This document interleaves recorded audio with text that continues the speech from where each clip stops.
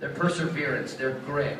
In my own life, I've had many opportunities to reflect on those roles I've played, to see where in my life I am like that, where I'm not like that, where I'm as good as those characters, where I'm nowhere near as good as those characters, Mikey and Rudy and Samwise. I've studied their traits, their heroism, probably much more in the years after making the movies than when we were filming. People ask me questions everywhere I go. They want to know a little more. They want more insight into the characters and into themselves. So I found myself in the position of really developing my thoughts. Now I'm given this wonderful opportunity to speak in the Run Disney Speaker Series. And when I thought about what I wanted to focus on, I kept coming back to the idea of inspiration. All right. 3,038 miles long in 6 years. How many pairs of shoes? How many smelly socks? How many hours of time away from my family? Well, thanks to Nike Plus, I have a rough answer to that question. It's 518 hours. 508, not counting travel time or any other drive time or time, all the stuff that surrounds your running. But over the 6 years, I've invested a bare minimum of 518 hours running. And for some strange reason, I've chosen to just pound the pavement or a treadmill with great regularity. Not great regularity because I have some large gaps of running inactivity. As I said in that spot, attending weight gain. Why? Why do I run?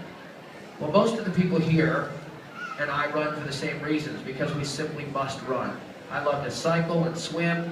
I do many amazing sports, but my passion is for running. Nothing else offers the same results, not the same physical or mental or emotional satisfaction. Nothing, not for me anyway. So what do I get out of it? Everything. The strength of body and stamina, clarity of thought, peace of mind, excitement, exhilaration, spiritual satisfaction, a profound relationship with the great outdoors, a way to relate to a huge variety of friends, and a vital sense of achievement and purpose. That's right, a sense of purpose. When we run, we lead by example. Athletes of every order feel it, but running is arguably the oldest sport, and certainly for many of our ancestors, an activity required not just for enjoyment, but survival. So when we run, we're taking command of ourselves. And any runner who's banged out a few miles before work knows that we walk a little taller, we exude a distinct manner of confidence, and therefore this leadership activity assumes a heightened sort of impact, or potential impact, on those around us. Whether folks scoff, or compliment, or have no visible reaction, there's no telling what they take away from your experience, but it ain't nothing. And so, helping others on some level, merely by helping ourselves, imbues running with a very real sense of purpose. And that's just the health and fitness level of runner. If you start looking at the endurance and competitive runners, that quality of purpose, and in a lot of other people, often elevates to a sense of mission.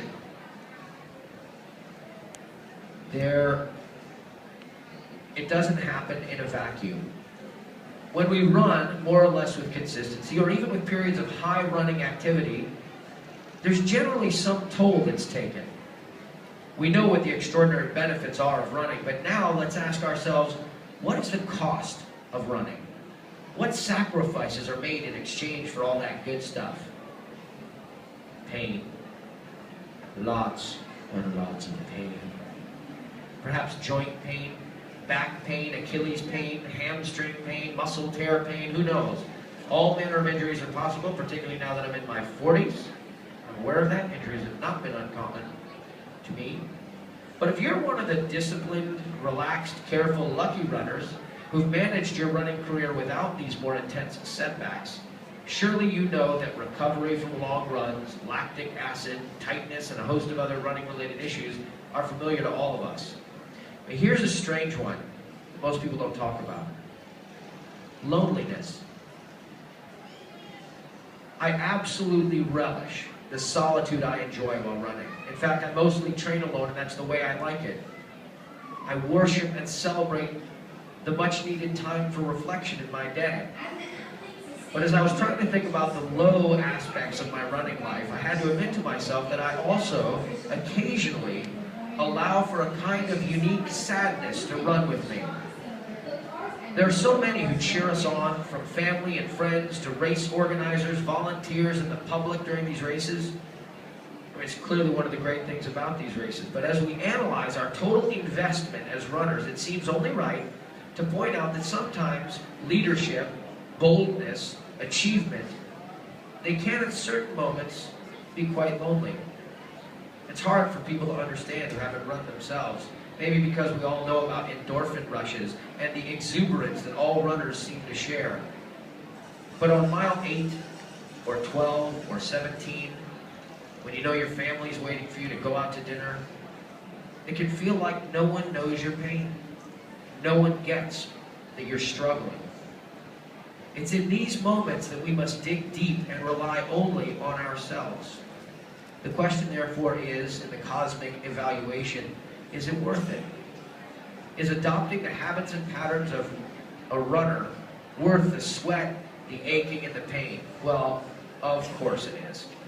Of course it's worth it. That's why we're all here. This Disneyland hotel, this strange, booth-laden, t-shirt-flowing chamber of running exaltation, this river of endorphins and gratification for those who ran today, and of genuine hope and expectation for tomorrow's main event.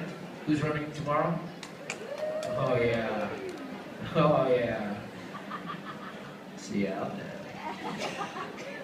Thinking about what we sacrifice and what we gain, everyone in this building, everyone in this audience knows that there's not even a remote question. The benefits of a life of running, even if that means only a single couch to 5K experience, totally outweighs the sacrifices. But this weekend is a glory moment. From the minute we sign up for the race, pack our bags, get our race bibs, stand in the corrals, run, finish, medal, and decompress, this is by a million miles the easiest part of running. And if this is your first 5K or 10K or half, I promise you that if you've been doing a little practicing, even only a little training, the level of psyching yourselves out and up are having a way bigger effect on your experience than the actual hard-charging, foot-pounding, oxygen-depleting training runs that you will likely want to do before your next Disney adventure. What I'm talking about today is the thing that you can count on the rest of the time. On Monday mornings, the freezing cold, or hot summer afternoons, or when you know you just can't put off running another day, even though the first 50 steps are going to be miserable. It is in these moments, in particular, that inspiration becomes so helpful. And what I'm talking about is the Disney magic of our running lives. It's a massive word, inspiration, with lots to live up to. Olympic gold medalists, soldiers learning to run on prosthetic limbs, children battling disease with strength and grace. These are the essence of inspiration. We can also become inspired by a sunset, a waterfall, music, movies, art, animals, faith. So much in life inspires us. In fact, life itself, in almost all of its shapes and forms, has the power to uplift and inspire. So why, in this expo setting, is it worth taking an analytical look at the concept of inspiration?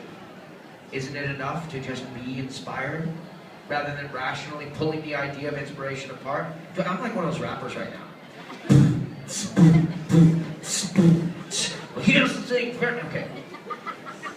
Very often, here's the deal, here's why it's worth thinking about. Very often we fail to recognize when we are being inspired, that it's actually happening at that moment. We just kind of take it for granted, or we have a good feeling, but we don't consciously consider it. So, if you're at a Run Disney event, like me, clearly you are all inspiration junkies.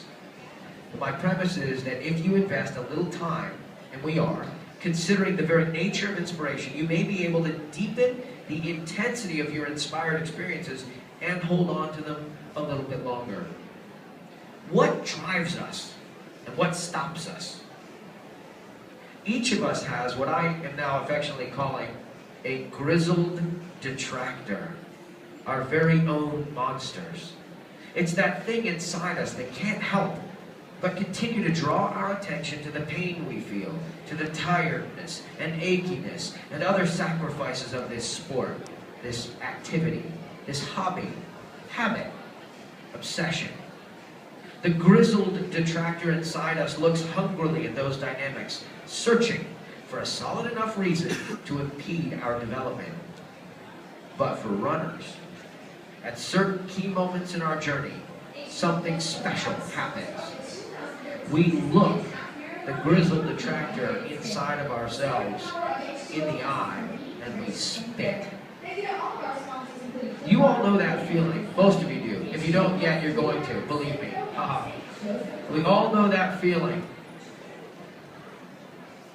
When we yearn for the pain of a gargantuan run, that burning in our legs, that fire in our lungs, the lactic acid bath that washes through us. We scoff at blisters. We laugh at cramps in our side. So what is this thing that happens to us? Is it physical? Is it mental? Is it something bigger than ourselves? I submit that at those moments, we've become inspired. It may not look like the joyful tears of a triumphant success. In fact, it may look like dumb fortitude or mindless habit. But inside the mechanics of our minds and bodies, an awakening or reawakening is occurring. Our knowledge that every single run is a battle against the forces that array themselves against us to conspire to get in the way of our running.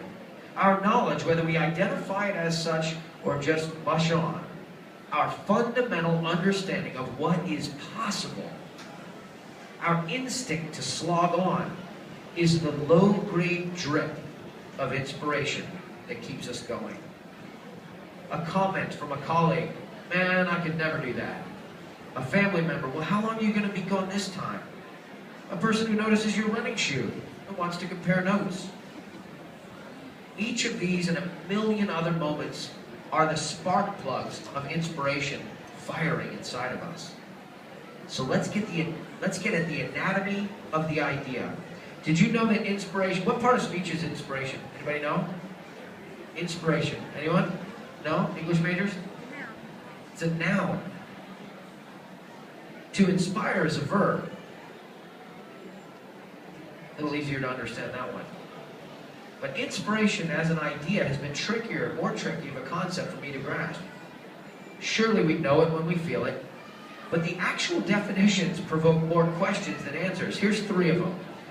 Inspiration, the process of being mentally stimulated to do or feel something.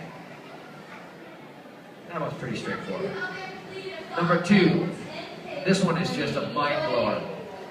A divine influence or action on us, or on a person, not with, not to, not through, not for, but a divine influence or action on a person believed to qualify him or her to receive and communicate sacred revelation. Yesterday I said, if this weren't expensive, I'd drop the microphone again. Thanks very much, good night. Thanks everybody, good night.